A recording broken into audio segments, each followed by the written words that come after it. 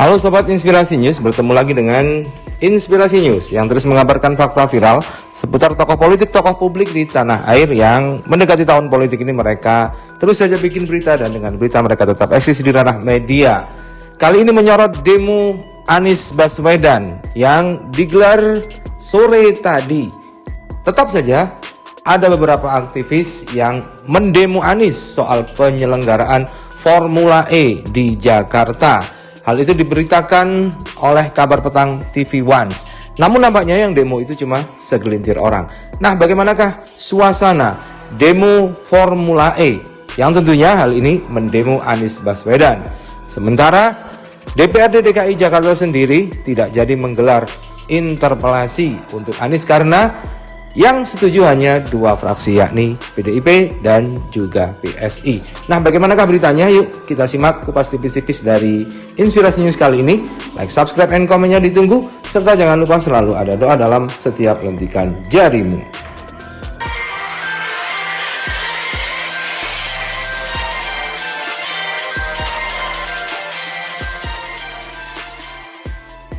Enam 60 aktivis yang tergabung dalam Jakarta Bergerak berunjuk rasa di depan gedung Balai Kota Jakarta.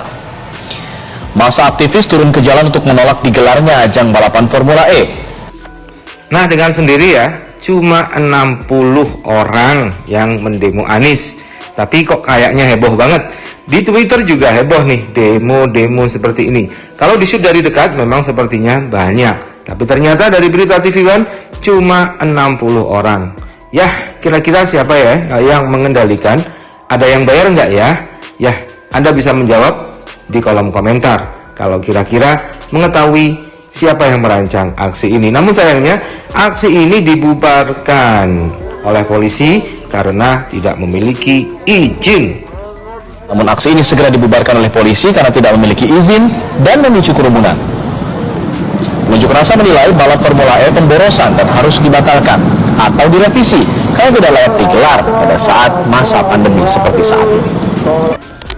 Aneh ya yang demo ya, katanya tidak layak digelar saat masa pandemi karena ya mungkin masa pandemi, jadi perlu protokol kesehatan yang ketat. Pastinya itu sudah dipertimbangkan oleh Pemprov DKI. Tapi mereka tahu sudah masa pandemi, demo, tidak jaga jarak, dan berkerumun, naik bis lagi. Bagaimana ini? Ini juga masih masa pandemi, bos. Kalau demo itu, ya mbak ya mikir. Nah, ini saat mereka naik bis dan berkerumun di kendaraan untuk berdemo. Ada nampak wanita yang memakai masker, pakai kacamata. Warga perlu makan, bukan balapan. Pandemi seperti saat ini.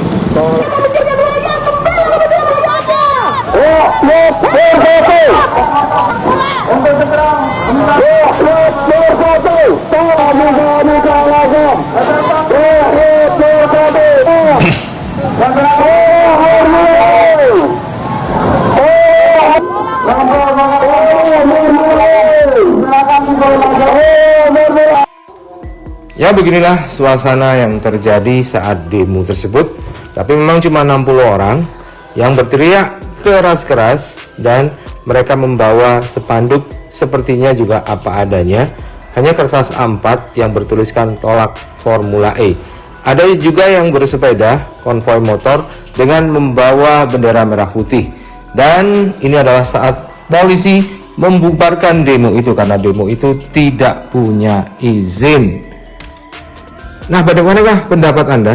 Siapakah yang menggelar demo ini? Dan siapakah yang kira-kira ada di belakangnya? Kontestasi politik makin menarik. Segala isu-isu pasti akan digoreng sampai gosong. Dan sepertinya demo ini juga tidak akan mengganggu Anies Baswedan karena hanya segelintir orang yang berdemo. Dan tentunya Anies Baswedan juga tidak akan menanggapi demo seperti ini. Pasti Anies akan menyelesaikan pekerjaannya, fokus dan tentu dengan pertimbangan-pertimbangan yang cukup matang. seperti yang dikemukakannya saat workshop PAN kemarin. Kalau berada di wilayah publik, harus siap jadi kotak pos kritik semua urusan. Datang di pertemuan apapun, itu harus siap untuk mendengar keluhan. Karena ya inilah paketnya berada di wilayah publik. Kalau tidak mau terima keluhan, tidak mau terima politik, di rumah saja, urus burung dan rumah tangga. Begitu. Kan kalau saya melihara burung gitu, saya melihara burung gitu. Tapi kalau mau level publik, harus siap. Dan ini satu paket.